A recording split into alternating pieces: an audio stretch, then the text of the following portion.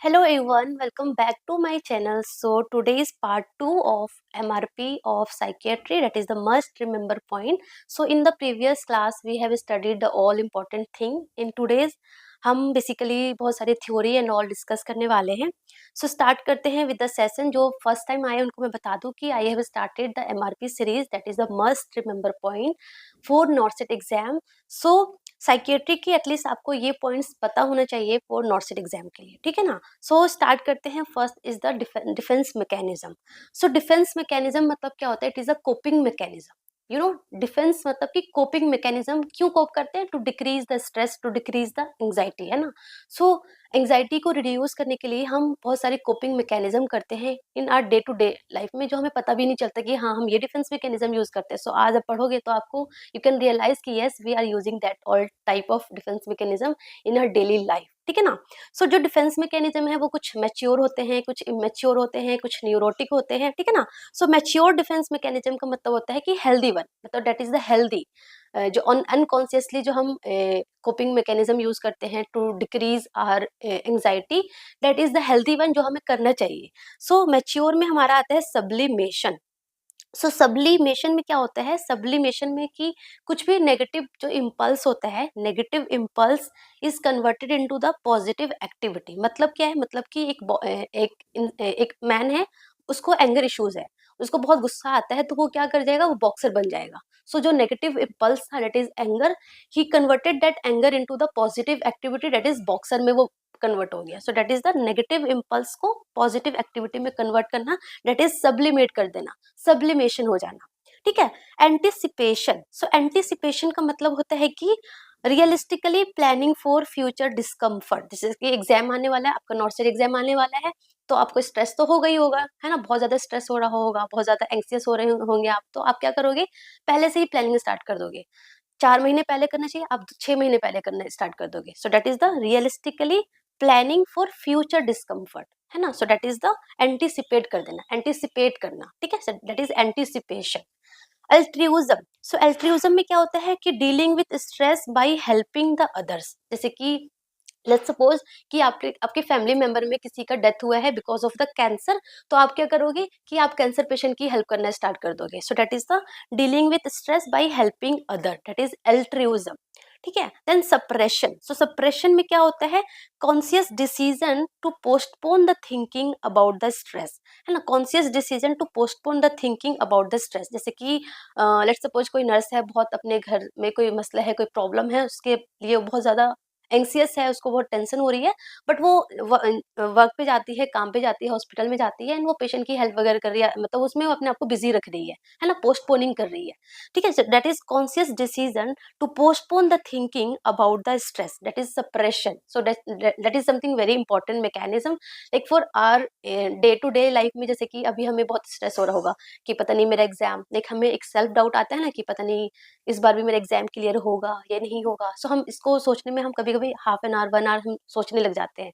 So we can do for that is positive, that is कि हम postpone cognition, cognitive postponement, that is something very important like scientifically approved method, cognitive postponement. तो हम क्या करेंगे कि अभी आपको ऐसे लग रहा होगा कि पता नहीं मेरे एग्जाम में सिलेक्शन होगा नहीं होगा, तो आप सोचो ठीक है, इसको इसके बारे में बाद में सोचूंगा, लाइक सोने से पहले मैं इसके बारे में सोचूंगा कि क्या होगा, अभी मुझे पढ़ना है. So that is the cognitive postponement, that is important, है ना. ऐसे ही सप्रेशन भी है कि conscious decision to postpone the thinking about the stress. So that is suppression.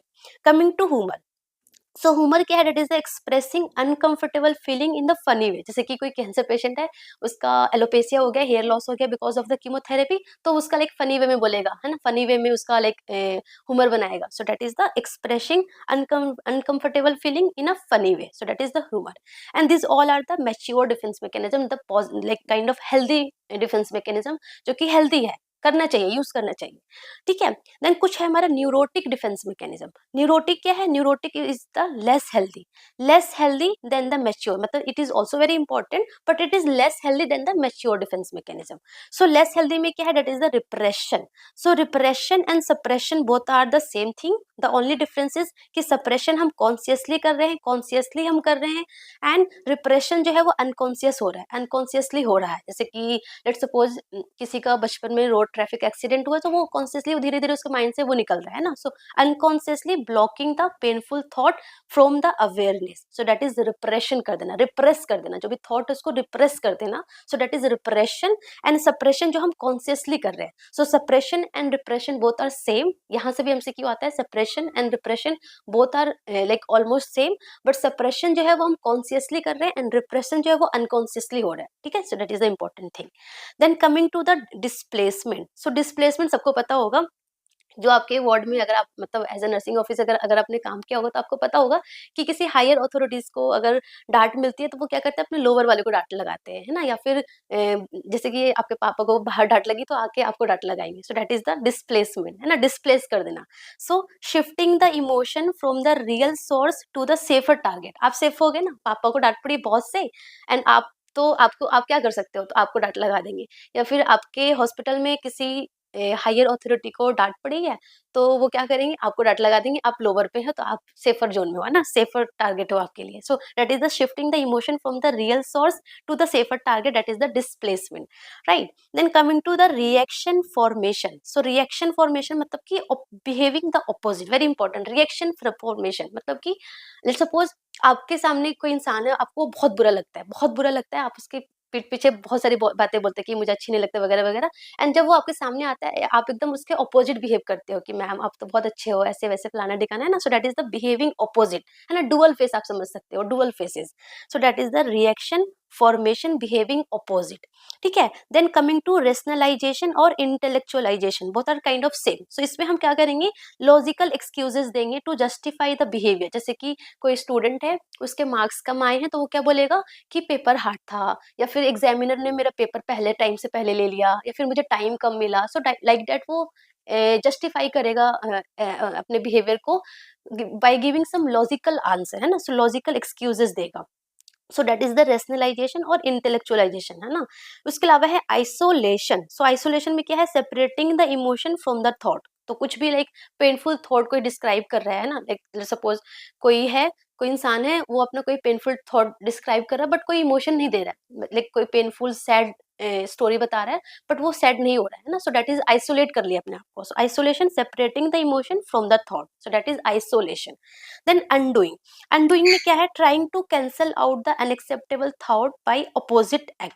जैसे कि मदर ऐसा करती है, जैसे कि हम छोटे बच्चे होते थे तो जैसे लेट्स सपोज हमारी मम्मी ने हमें मारा, फिर क्या करते थे बाद में बहुत प्यार करती थी, हमें चॉकलेट्स देती थी. सो दैट इज द अनडूइंग, है ना, कि पहले तो उन्होंने मारा एंड फिर वो हमें ओवर प्रोटेक्ट कर रही है, प्यार कर रही है, चॉकलेट दे रही है. So that is the trying to cancel out the unacceptable thoughts by opposite act, है ना, अपोजिट एक्ट करके, दैट इज अनडूइंग. सो मतलब ये सारे डिफेंस मैकेनिज्म ना हम अपनी डे टू डे लाइफ में यूज करते हैं. The only thing you have to just remember with some example, तो आपको इजी हो जाएगा. ठीक है ना. देन कुछ हमारे इमेच्योर डिफेंस मैकेनिज्म होते हैं, that is not good, that is not healthy, जो कि हमें यूज नहीं करना चाहिए. This one the neurotic and this mature is the good one, healthy one, जो कि हमें यूज करना चाहिए. But this immature defence mechanism is not good, not healthy. So उसमें क्या क्या है, first is the somatisation. So somatisation बहुत सारे लोगों ने यूज किया होगा. That is the emotional stress expressed as physical symptoms. जैसे कि ठंडी में स्कूल जाने का मन नहीं करता था तो आप बचपन में क्या करते थे, मतलब सब करते थे कि आज मेरे हेडेक हो रहा है, स्टमक में पेन हो रहा है, तो लाइक फीवर हो गया है. सो लाइक दैट कि इमोशनल स्ट्रेस, दैट इज कि स्कूल नहीं जाना मुझे ठंडी में, तो आप कुछ फिजिकल सिम्टम्स बता रहे हो, अपना कुछ फिजिकल सिम्टम्स बता रहे हो, दैट इज सोमाटाइजेशन. ठीक है ना. कभी भी सोमा कहीं भी आ जाए ना, it is always related to body में कुछ हो गया प्रॉब्लम. ठीक है ना. Then denial. सो डिनाइल में refusing to accept the reality. Let suppose कोई पेशेंट है, उसको कैंसर डायग्नोस्ड हुआ है तो वो डिनाई करेगा, नहीं रिपोर्ट गलत है, आप गलत बोल रहे हैं, ऐसा हो ही नहीं सकता है ना. सो डिनाई करेगा, refusing to accept the reality. Then projection. So projection क्या है, attributing one's own unacceptable thought to others, है ना. So one's own unacceptable thought to others, कि वो जेलसी है तो बोलेगा तो पूरी दुनिया जेलसी है, सब मुझसे जलते हैं ना. सो प्रोजेक्ट कर देगा किसी और पे. Then regression. सो रिग्रेशन क्या है, returning to the childish behaviour during the stress. So like during stress bed wetting हो सकता है या फिर टेंट्रम लॉस कर सकते हैं. So that is the regression. ठीक है ना. So suppression, repression and regression, ये तीनों अच्छे से पढ़ के जाना. ठीक है. Then acting out. So acting out मतलब क्या है, expressing the unconscious feeling through action rather than word. तो लेट्स सपोज कोई स्ट्रेसफुल इवेंट हुआ है, आपको गुस्सा है, आपने क्या किया, चीजों को फेंकना स्टार्ट कर दिया, तोड़ फोड़ करना स्टार्ट कर दिया, so that is acting out. Then passive aggression, so passive aggression में क्या है, indirect expression of anger. Let's suppose आपके बॉस ने आपको डांट लगाई है, तो आप क्या करोगे, थोड़ा लेट जाओगे और चीजें गलत करोगे, so that is the indirect expression of the anger, ठीक है। उसके अलावा स्प्लिटिंग, सो स्प्लिटिंग क्या है, that is seeing the people as all good और all bad, and this is something very very important, seen in the borderline personality disorder में। So borderline personality disorder में splitting देखने को मिलता है। सो splitting में क्या होगा, या तो आप किसी पर्सन को बहुत अच्छा ही समझोगे या एकदम बिल्कुल बेकार समझोगे। जैसे कि आज ये डॉक्टर एकदम परफेक्ट है, बहुत ही अच्छा है, नेक्स्ट डे आप बोलोगे नहीं, एकदम बिल्कुल बेकार है, बिल्कुल गंदा है, बिल्कुल केयर नहीं करता है। सो दैट इज कि seeing the people as good और all bad, that is the splitting, split करना। देन फैंटेसी, सो फैंटेसी सब लोग करते हैं, जैसे कि हम भी करते हैं कि, and it is also good, मुझे लगता है करना भी चाहिए थोड़ा थोड़ा, नॉट ऑल द टाइम। जैसे कि फैंटेसी हम करते हैं कि लेट्स सपोज मेरा सिलेक्शन हो गया यूनिवर्सिटी में, मैं नर्सिंग ऑफिसर बन गई एम्स में, and then I am getting the salary of 1 lakh, and उस सैलरी से मैंने जमा करके मैंने अपना लाइक बाइक, लाइक जो भी मेरा बाइक, स्कूटी और कार जो भी आप चाहते हो, या फिर कहीं घूमना मैं कर रही हूँ। सो आप इमेजिन कर रहे हो, इमेजिन कर रहे हो, सो आपको एक पॉजिटिव, लाइक पॉजिटिव फीलिंग होगा, एंड फिर आप उसको फिर एक्शन में कन्वर्ट कर दो। So that's a good thing, है ना। सो फैंटेसी मतलब कि escaping reality through imagination, imagination करते जा रहे हो, रियल में वो चीजें एग्जिस्ट नहीं कर रही है, बट आप इमेजिन कर रहे हो। सो दैट इज द फैंटेसी, जो सबको ही करता है, ठीक है ना।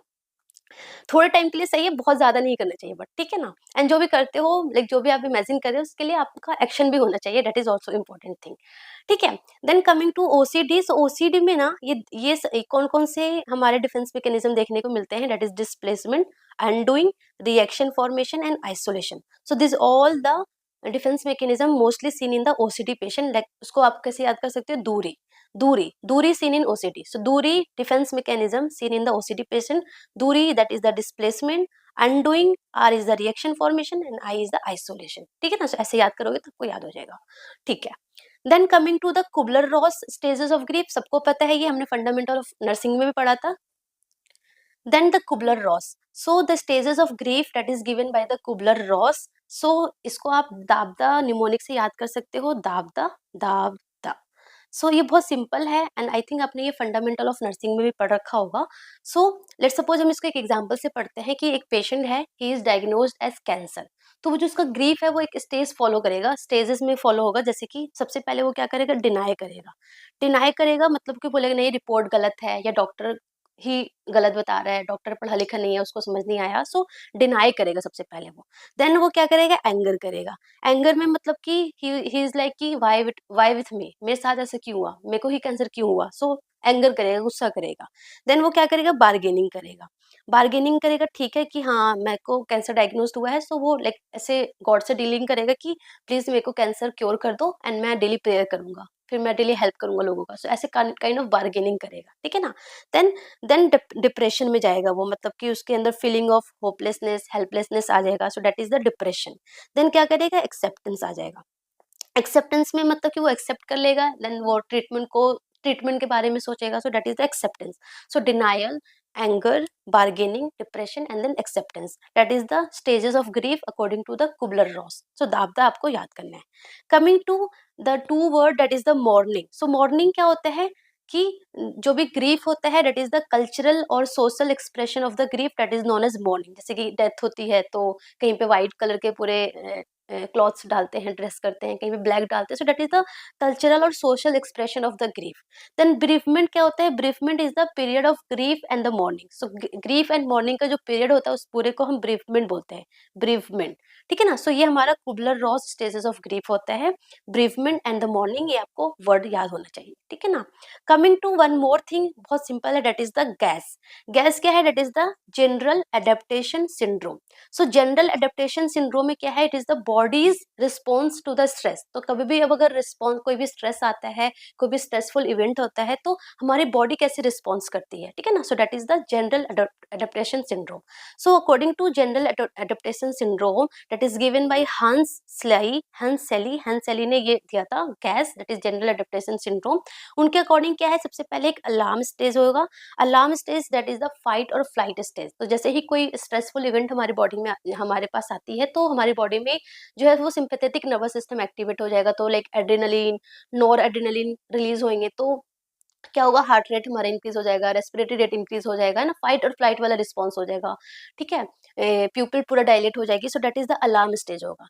देन अगर वही स्ट्रेसफुल इवेंट अगर कंटिन्यू होगा तो देन रेजिस्टेंस स्टेज में आ जाएगा। रेजिस्टेंस में क्या हो जाएगा कि बाहर से आपको दिखेगा नहीं, बट इंटरनली बॉडी अभी भी स्ट्रगल कर रही है, सो इंटरनली कॉर्टिसोल क्या होगा, इंक्रीज रहेगा, कॉर्टिसोल इंक्रीज रहेगा। एंड देन अगर वही स्ट्रेसफुल इवेंट अगर बहुत लॉन्ग टर्म तक अगर कंटिन्यू रहेगी तो एग्जॉस्ट हो जाएंगे, हमारी जो बॉडी है वो पूरी एग्जॉस्ट हो जाएगी, है ना, एग्जॉस्ट हो जाएगी। And then because of the cortisol क्या होगा, इलनेस होने लग जाएंगे, लाइक हाइपरटेंशन होगा, पेशेंट हाइपरटेंशन हो सकता है, ठीक है, डायबिटीज हो सकता है, सो डिजीज में कन्वर्ट हो जाएगा। So that is the R. कैसे याद करना है आपको, आर, अलार्म, रेजिस्टेंस, एग्जॉस्ट, है ना। So general adaptation syndrome, that is the body's response to the stress given by R, है ना। So R is the mechanism, first हमारा अलार्म होगा, देन रेजिस्टेंस होगा, देन एग्जॉस्ट होगा, that is the general adaptation syndrome.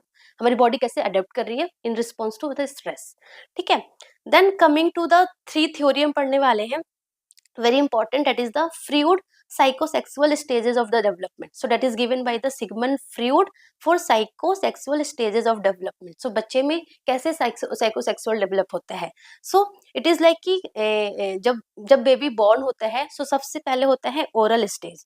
So oral stage होता है that is up to 1 year तक होता है। एंड इसमें क्या होता है, बेबी सब कुछ क्या करेगा, pleasure area is the mouth, इसमें बेबी एवरीथिंग ही is putting into the mouth, तो वो स्वेलो, बाइटिंग, है ना, सब कुछ अपने मुंह में ईटिंग करेगा, है। So that is the oral stage. Pleasure area क्या है, माउथ है, till 1 year. So 0 to 1 year तक ओरल स्टेज होता है, एंड प्लेजर एरिया क्या होता है, माउथ होता है, ठीक है ना। एंड इसमें अगर ये जो स्टेज प्रॉपर फिक्स नहीं हो पाता है तो कुछ डिसऑर्डर हो सकते हैं, जैसे कि एडिक्टेड डिसऑर्डर हो सकता है। एडिक्टेड डिसऑर्डर में लाइक स्मोकिंग हो गया, अल्कोहलिज्म हो गया, टॉकिंग टू मच हो गया, ईटिंग टू मच हो गया, बाइटिंग डिसऑर्डर, है ना, नेल बाइटिंग, तो ये सारे डिसऑर्डर हो सकते हैं, ठीक है। So that is the oral stage, 0 to 1 year, pleasure area is the mouth. Then oral के बाद आता है हमारा एनल। सो एनल स्टेज में क्या है, दैट इज 1 to 3 ईयर्स तक रहता है। एंड यहाँ पे बेसिकली एनल मतलब एनएस, तो यहाँ पे बेबी लव टू, एंड उसको जो प्लेजर आएगा वो होल्डिंग एंड लाइक होल्डिंग और expulsion of the faeces and the toilet, है ना। सो यहाँ पे टॉयलेट ट्रेनिंग स्टेज होता है, यहाँ पे हमें बेबी को टॉयलेट ट्रेनिंग करानी चाहिए, सिखानी चाहिए, ठीक है ना। सो एनल स्टेज, एनएस में जो प्लेजर एरिया है वो क्या है, एनएस है। तो यहाँ पे अगर आप बहुत ज्यादा स्ट्रिक्ट हो, बहुत ज्यादा स्ट्रिक्ट रहेंगे तो जो बेबी है बहुत ओवर क्लीनली, बहुत ज्यादा पैशनेट हो जाएगा क्लीन की तरफ। एंड अगर बहुत लीनियन रहेंगे तो बेबी थोड़ा सा लाइक डर्टी वगैरह रहने में ज्यादा वो होगा। सो यहाँ पे ओसीडी डिसऑर्डर होने के चांसेस होते हैं ना, एनल स्टेज में अगर प्रॉपर फिक्सेशन नहीं होती है तो। देन थर्ड होता है हमारा फेलिक स्टेज। सो फेलिक में क्या है, that is the 3 to 6 years में होता है। एंड यहाँ पे जो प्लेजर एरिया है दैट इज द जेनिटल, है ना, प्लेजर एरिया क्या है, that is the genital. And child, यहाँ पे जो फेलिक स्टेज में child become aware of their gender, कि वो मेल है या फीमेल है। यहाँ पे दो इंपॉर्टेंट वर्ड आपको याद करना है, इन द फेलिक स्टेज में बॉयज में क्या होता है, इडिपस कॉम्प्लेक्स होता है, एंड गर्ल्स में इलेक्ट्रा कॉम्प्लेक्स होता है। सो बॉयज में BO आ रहा है ना, सो BO मतलब कि बॉयज में ओडिपस कॉम्प्लेक्स होता है। ओडिपस कॉम्प्लेक्स क्या है, दैट इज द कि जो अपोजिट जो पेरेंट्स है ना, जैसे बॉयज को मदर के लिए वो अट्रैक्ट होगा, है ना, अनकॉन्शियसली जो बॉयज है वो अपनी मदर के लिए अट्रैक्ट होगा, एंड जो गर्ल्स है वो अपने फादर के लिए अट्रैक्ट होगा। So that is the girls में इलेक्ट्रा कॉम्प्लेक्स होता है, एंड बॉयज में ओडिपस कॉम्प्लेक्स होता है। This is important, you have to remember. Then हमारा आता है लेटेंसी। लेटेंसी में स्कूल जाने लगा है बच्चा, दैट इज 6 to 12 ईयर्स, तो लर्निंग स्टेज हो जाता है, तो वो लर्निंग स्किल सीखने लग जाता है, वो लोगों से सोशलाइज होने लग जाता है, फ्रेंड्स बनाने लग जाता है। So that is the latency period. Then genital phase आता है, जेनिटल आफ्टर 12 ईयर्स आता है। एंड इसमें बेबी बच्चे को बेसिकली हेट्रोसेक्सुअल लव होता है, अपोजिट जेंडर की तरफ अट्रैक्ट होता है। So that is the heterosexual love. तो आपको कैसे याद करना है, बेबी बॉर्न हुआ, सबसे पहले उसको क्या चाहिए, मिल्क चाहिए। सो that is the oral stage. Milk उसको मिल गया, एंड देन वो क्या करेगा, वो फिर एक्सपल करेगा, एक्सपल्सन पे ज्यादा फोकस करेगा। So that is the anal stage. Then उसने मिल्क भी ले लिया, एक्सपेल भी कर लिया, एंड देन वो अपने पेरेंट के लिए कंसर्न होगा, that is the phallic stage. And then parent के बाद कंसर्न होने के बाद वो स्कूल जाएगा, तो स्कूल में सोशलाइज होगा, फ्रेंड से मिलेगा, ठीक है ना, स्कूल गया, एंड देन स्कूल में वो सीखेगा, लर्निंग सीखेगा, and then fall in love. So that is the genital is fall in love, ठीक है ना। So oral, anal, phallic, latency and genital fall in love, ठीक है। So ऐसे आपको याद करना है psychosexual stages of the development according to the Sigmund Freud, ठीक है। Coming to the next theory that is given by Erikson, that is the stages of personality development. तो personality कैसे develop होती है, that is given by the Erikson. So उन्होंने क्या बोला, first is the trust versus mistrust. So trust जो up to 1 year में trust versus mistrust होता है. So अगर आप बेबी पे जैसे ट्रस्ट वर्सेस मिसट्रस्ट में क्या है कि बेबी को आप टाइमली मिल्क दोगे, है ना, सो ट्रस्ट डेवलप होगा. Milk on time, trust for life time, ठीक है ना. सो बेबी के लिए कंसर्न रहोगे, बेबी को प्रोटेक्ट करोगे, से बेबी में एक ट्रस्ट डेवलप होगा. एंड अगर उसको प्रॉपर प्रोटेक्शन नहीं मिलेगा, प्रॉपर उसको फीडिंग टाइमली नहीं मिलेगा, सो इसके अंदर एक मिसट्रस्ट डेवलप हो जाएगा, ठीक है ना. So that is the milk on time, trust for life time, ऐसे याद करो, ट्रस्ट वर्सेस मिसट्रस्ट, ठीक है. तो इसमें क्या क्या डिसऑर्डर हो सकते हैं, इनसिक्योरिटी हो सकता है, सस्पिशियसनेस हो सकता है बेबी के अंदर, ठीक है ना. So that is all about. Then second आता है हमारा autonomy versus shame and doubt, जो कि हमारा 1 to 3 ईयर पे होता है, 1 to 3 ईयर तक के बच्चों को होता है. इसमें क्या है कि ऑटोनोमी में हम क्या करते हैं, ऑटोनोमी का मतलब होता है कि चाइल्ड जो है इंडिपेंडेंस चाहिए, तो वो खुद से कुछ कुछ करना चाहेगा, खुद से शूज पहन रहा है. एंड अगर मदर जो पेरेंट्स है उसको ऐसे वो करे, ठीक है, शाबाश करे, ठीक है, आपने अच्छे से शूज पहना है, तो उसके अंदर एक ऑटोनोमी डेवलप होगा. बट अगर पेरेंट्स ने उसको स्कॉल्ड किया, डांटा, तो उसके अंदर एक शेम एंड डाउट डेवलप हो जाएगा. So too much control, too much self doubt हो जाएगा, ठीक है ना. सो अगर आप उसको ऑटोनोमी देते हो, है ना, तो उसका कॉन्फिडेंस, अगर आप उसको प्रॉपर ऑटोनोमी कर रहे हो, वो जो भी इनिशिएट कर रहा है, जो भी वो इंडिपेंडेंटली करना चाह रहा है, तो आप उसको कॉन्फिडेंट दे रहे हो, आप उसको मतलब कि हाँ अच्छा कर रहे हो, तो उसके अंदर एक क्या बोलते हैं काइंड ऑफ ऑटोनोमी डेवलप होगा. Otherwise low confidence, self esteem, dependency, ये सारे डेवलप हो सकती है, ठीक है. देन ऑटोनोमी हो गया. उसके बाद क्या है, इनिशिएटिव वर्सेस स्किल, मतलब कि अब जो चाइल्ड है वो प्लानिंग करना स्टार्ट करेगा, तो वो जो भी टॉयज वगैरह है उसको अरेंज करेगा. एंड उसके मदर उसको लाइक वो करे कि हाँ अच्छा आप कर रहे हो, सो इसके अंदर एक लीडर स्किल डेवलप होगा, है ना. सो स्किल डेवलप होगा. So start planning, exploring. And अगर आप उसको स्कोल्ड कर रहे हो, है ना, सो या फिर पनिशमेंट कर रहे हो, सो गिल्ट डेवलप हो जाएगा. So that is 3 to 6 year में इनिशिएटिव वर्सेस गिल्ट होता है. देन फोर्थ आता है हमारा industry versus inferiority. So industry में अब स्कूलिंग में आ गया है, स्कूल में है तो वो अच्छा मार्क्स ला रहा है, अच्छे टीचर उसको अप्रिशिएट कर रही है ना, तो उसके अंदर एक इंडस्ट्री डेवलप हो जाएगी, ठीक है. एंड अगर टीचर उसको डांटती रहती है, हमेशा स्कोल्ड करती रहती है कि आप तो किसी काम के लायक नहीं हो, है, अच्छे मार्क्स नहीं आ रहे, सो एक इंफीरियोरिटी डेवलप हो जाएगा. सो वो लो प्रोडक्टिविटी होगा, अनमोटिवेटेड हो जाएगा. So that is the industry versus inferiority. Then fourth है हमारा, फिफ्थ है हमारा, that is identity versus role confusion. तो स्कूल में चला गया, अब वो सोशल रिलेशनशिप बनाएगा, आइडेंटिटी डेवलप करेगा. आइडेंटिटी अगर अच्छे से डेवलप नहीं होगी, तो रोल उसका कंफ्यूजन जो है वो रोल जो है वो कंफ्यूजन में डेवलप हो जाएगा. तो सब्सटेंस अब्यूज हो गया, रिलेशनशिप प्रॉब्लम, ये सब कुछ उसके अंदर डेवलप हो जाएगा.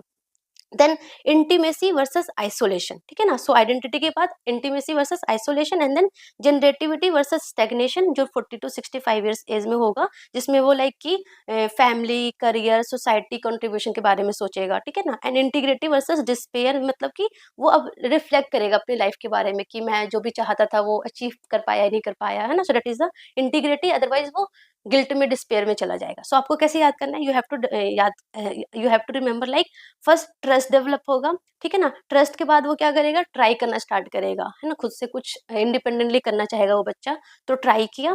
ट्राई करने के बाद वो क्या करेगा, लीड करेगा, दैट इज की इनिशिएटिव वर्सेस गिल्ट होगा, तो लीड किया. लीड करने के बाद उसने स्किल टेस्ट स्किल किया. And then think about their identity, skill सीख लिया, वो अपनी आइडेंटिटी के बारे में सोचेगा. आइडेंटिटी के बाद वो टच द हार्ट, मतलब कि उसको अब रिलेशनशिप चाहिए, है ना. सो टच द हार्ट.